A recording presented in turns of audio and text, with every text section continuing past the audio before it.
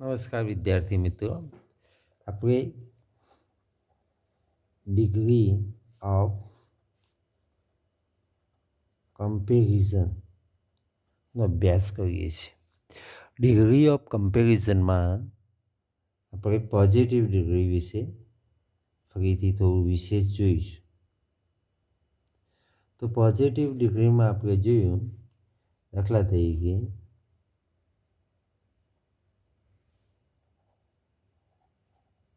rhythm is as bold as તીર્થ. બરાબર?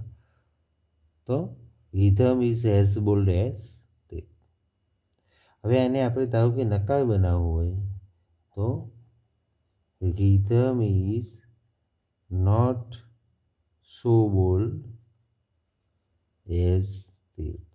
આ રીતે આપણે નકાર બનાવી શકીએ. બરાબર?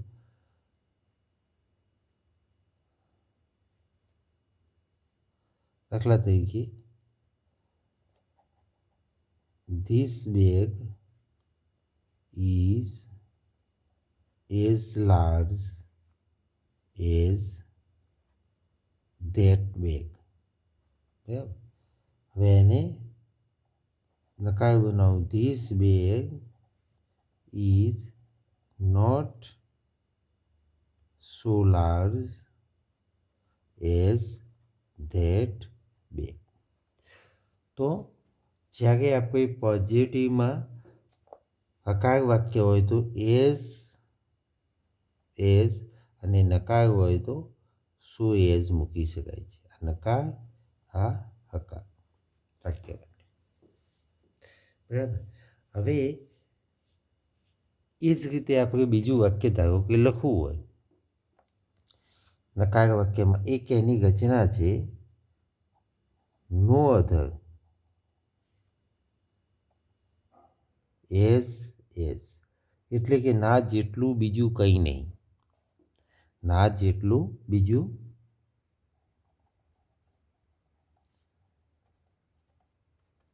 કંઈ નહીં, આવો અર્થ થાય. દાખલા તરીકે નો અધર girl is as beautiful as Sheetal. Sheetal કરતાં કોઈ સુંદર નથી. નો અધર. ચલો ફરીથી નો અધરનું એકાદ વાક્ય લખીએ. No other river is as long as the Nile. Nile કરતાં કોઈ નદી મોટી નથી. As long, largest. તો આપણે નો અધરની એક રચના આવે છે. એના પછી એક રચના એઝ મચ અથવા તો એઝ મેની. બરાબર?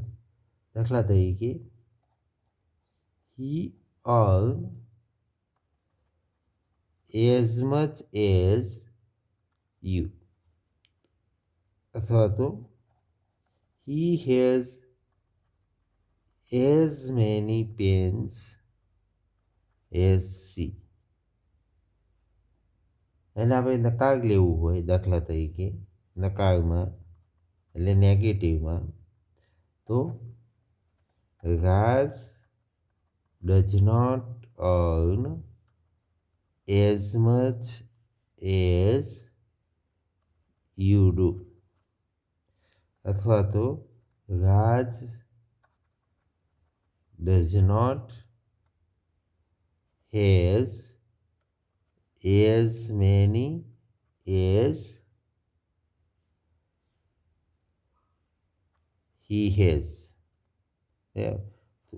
મેની અથવા મચ વાગી રચના પણ એઝ અથવા તો એઝ મચ એઝ નકાર અથવા તો હકારમાં પ્રયોગ થાય છે. હવે આપણે વધુ અભ્યાસ માટે પોઝિટિવ પછી કમ્પેરેટિવ ડિગ્રીનો અભ્યાસ કરીશું. પોઝિટિવનો અભ્યાસ કર્યો પછી કમ્પેરેટિવ. કમ્પેરેટિવમાં આપણે જોયું દાખલા તરીકે he is older than me. બરાબર. Mohan is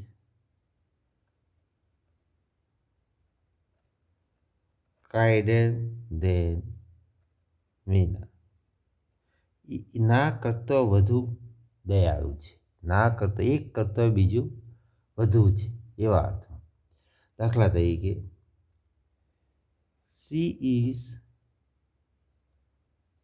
more beautiful than her. તેણીની કરતો તે વધુ સુંદર છે. તો મોર બ્યુટીફુલનો ઉપયોગ કર્યો. હવે આપણે એમાં જોઈએ વિશેષ વાક્યો માટે. તો he is cleverer than she is. તો આપણે આ ફોર્મલ વાક્ય થયું. બરાબર. અને he is cleverer than her. તો આ ઇનફોર્મલ વાક્ય. ફોર્મલ અને ઇનફોર્મલ વાક્ય. આમાં એક બીજી એક રચના છે ડબલ કમ્પેરેટિવ. Double comparative. દાખલા તરીકે ઈઆર અને ઈઆર અથવા મોર અને મોર. આ ડબલ કમ્પેરેટિવ વાક્ય રચના થઈ. હવે એમાં આપણે જોવું હોય તો you are getting taller and taller. તમે વધુને વધુ ઊંચા થઈ ગયા છો. તો taller and taller. દાખલા તરીકે he is going more and more slowly. એ ધીમે ને ધીમે ચાલી ગયો છે. તો મોર એન્ડ મોર ડબલ કમ્પેરેટિવની એક રચના પણ આવે છે. બીજી એક રચના પણ એવી આવે છે ધ મોર અને ઈયર. દાખલા તરીકે the more I study the less I earn. The older I get, the happier I am. જેમ વડીલ થશો, આ બે કમ્પેરેટિવ છે, તેમ તમે સુખી થશો. વધુ અભ્યાસ કરશો તેમ તમે લેસ શીખશો. બરાબર. બીજી એક રચના છે the more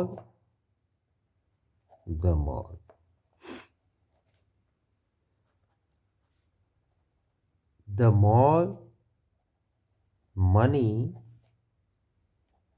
he makes,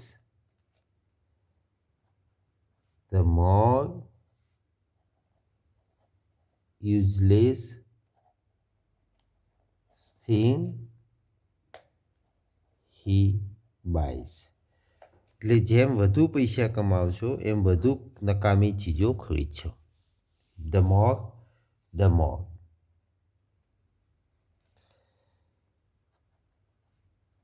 The more I earn,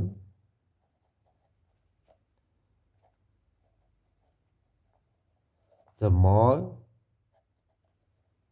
tired I get. તો મોગ એન્ડ મોગનો ઉપયોગ થયો છે. આ સિવાય કેટલાક શબ્દોનો આપણે દાખલા તરીકે રાજ earned more, he spends more. હવે આને આપણે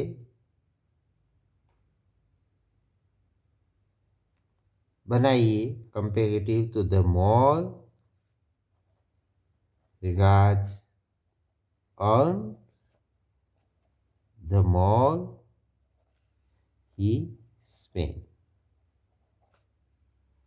બીજું એક વાક્ય ધારો કે લઈએ, the house is big, it is costly.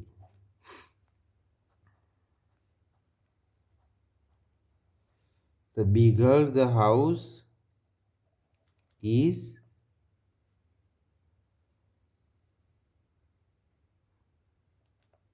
the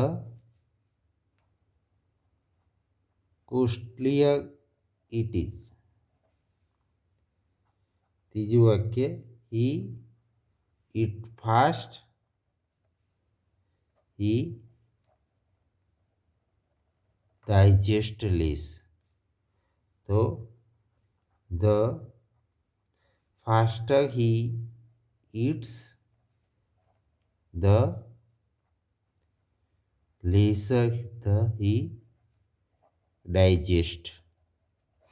તો આપણે જોઈએ શકીએ છીએ બંનેની અંદર ડિગ્રી ઓફ કમ્પેરિઝનનો પ્રયોગ થયો છે. ડિગ્રી ઓફ કમ્પેરિઝનના વાક્યનો હાઉ ટુ રાઇટ. કમ્પેરિઝન એટલે કે જે તે વાક્ય આપવામાં આવેલું છે તે વાક્યની અંદર કમ્પેરેટિવ એક કરતાં બીજું ચઢિયાતું અથવા તો ડબલ કમ્પેરેટિવ એક વાક્યની અંદર પ્રયોગ થયો છે. Thank you.